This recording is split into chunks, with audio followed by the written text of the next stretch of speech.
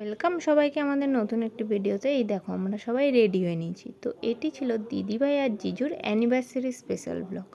তো আমরা 15 আগস্ট ওদের ম্যারেজ অ্যানিভার্সারি ছিল, আমরা বাড়িতে ছোট্ট করে কেক কেটে সেলিব্রেট করেছিলাম। তো তোমাদের পরে কিছু ভিডিও ক্লিপ দিয়ে দিচ্ছি, দেখে নাও। তো এইদিকে শালি জামাইবাবু বেরিয়ে পড়েছিলাম, ওইদিকে মা, দিদিভাই, কাম্মা, পুচকুটা বেরিয়ে পড়েছিল। আবার রাস্তা দিয়ে যেতে যেতে একটু গলা শুকিয়ে যাতে আমি আর জিজু একটু গলাটা ভিজিয়ে নিলাম। তারপরে রাস্তা দিয়ে যেতে যেতে আকাশটা দেখে মনে হলো যেন পুজোটা সত্যিই দোরগোড়ায় এসে গেছে যেন।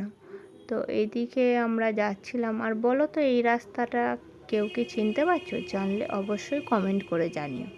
তারপরে এদিকে শালি জামাইবাবুতে একটু ঢং করে নিলাম। আর ওই দেখো দিদিভাই আর পুচকুটা আবার আমাদেরকে হাই করছে। তো আমরা পৌঁছে গেলাম আমাদের পছন্দের একটি জায়গায়। চলো তোমাদেরকে দেখাই। তো এখানে পৌঁছে আমরা সবাই মিলে ফার্স্টে আগে লাঞ্চটা করে নিলাম, কারণ অনেকটাই বেলা হয়ে গেছিলো। তো ওখানে লাঞ্চ টাঞ্চ করে গল্প আড্ডা দিয়ে বাইরে এসে ঢং করে ছিলাম আমি আর পুচকুটা। সবাই মিলে একটু ছবি টবি তুলে নিলাম। তো পুচকুটা ঢং করবে না তাই কখনো হয়?